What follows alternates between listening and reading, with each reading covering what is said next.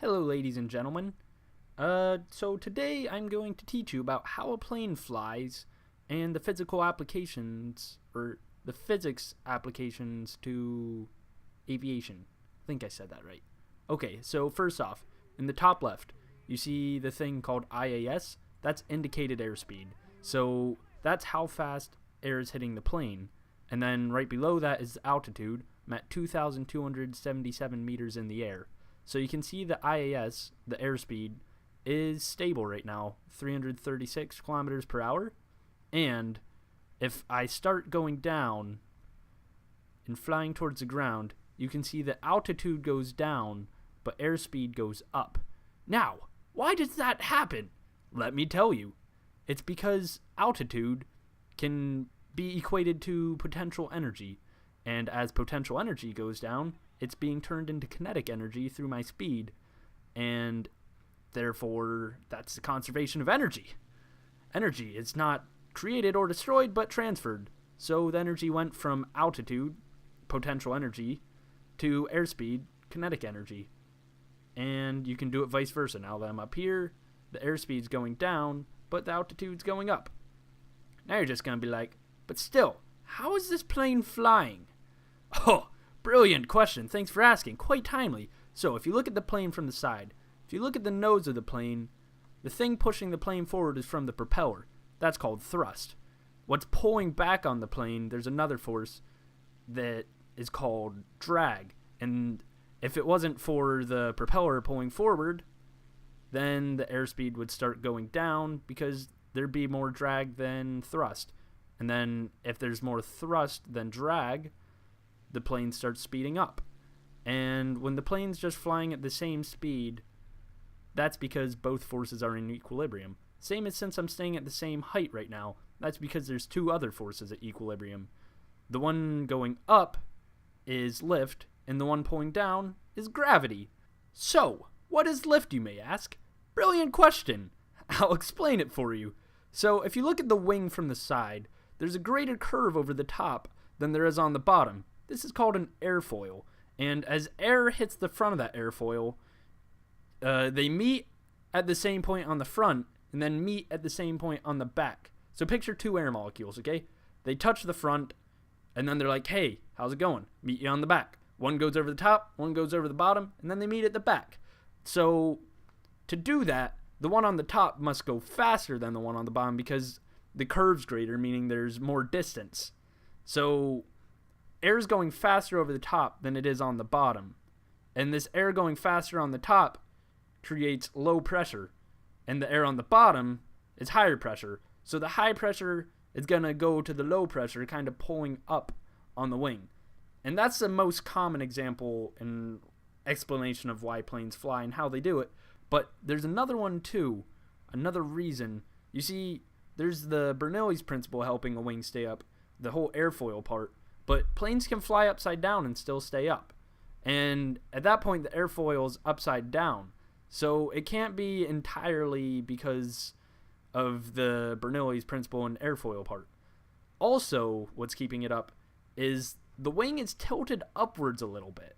So wind's hitting the bottom of the wing, pushing the plane up as well.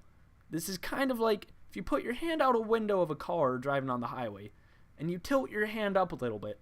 It'll push your hand up and backwards because the wind's hitting it. If you just look at your hand like that and picture wind hitting your hand like straight lines, they're going to hit the bottom of your hand, and that's going to hit it up a bit too because it's deflecting it. And that's how planes stay up as well. The thrust is pulling it through the air, and it's hitting the wing and pushing it up. So Chris, tell me, how does the plane move around and stuff in the air? Well, let me tell you. If you look closely, you can see little things moving around on the end of the wing and on the tail of the wing. So on the end of the wing, you have ailerons. They control the roll of the plane. And on the tail of the wing, you have the elevators controlling the pitch up and down. And then on the vertical part of the tail, you have the rudder, which controls the yaw of the plane. And the way that these work is they create a bit of drag as well as modifying the airfoil. So the ailerons will do that little scooping thing, pushing on the wing, but in a way in which the plane rolls around. It's modifying the airflow around the plane. And then on the back, it makes it pitch. You can see that it's a little bit of push on those little spots sticking out of the elevator. And on the back, you can see that it moves it around like that. And now you're like, whoa, why is the plane being so funny? That's a stall. And a lot of people think that when the plane stalls, that's because the engine's cutting out. But actually, if you look at the airspeed, and when I pitch the plane nose up, when it's dropping, less air is going over the surface of the plane, over the wings and the control surfaces. So there's no air once it reaches 0 kilometers per hour or whatevs. And there's no air flowing over it. So there's nothing keeping the plane up, which makes the plane fall back down. And you've got to resituate yourself to get the plane flying normal again. You got to get enough airspeed and then get the plane back to however you want it to be facing. Now, to further elaborate, because I've been talking about drag a lot, which is the force pulling backwards on the plane, to think of it in common terms, back to the hand out the window example, picture putting your hand out the window. Why is it going backwards? That's drag. The wind is pushing your hand back. So if you look at the plane on the front, picture a whole lot of wind flying at this plane because you're dragging it through the air. All this wind is pushing on that front side of the wing and the nose of the plane. Now, as well as the pushing part, the air resistance, you also have friction because as the air rubs along the sides of the plane, the surface and the wings and all that, it's also losing energy through air friction, kind of like rubbing something along the ground. You're also pulling the plane through the air. So here's an example. The plane's around 1,100 meters in the air, 328 kilometers per hour. Now, if I go down, then go back to 1,100 meters, here we go.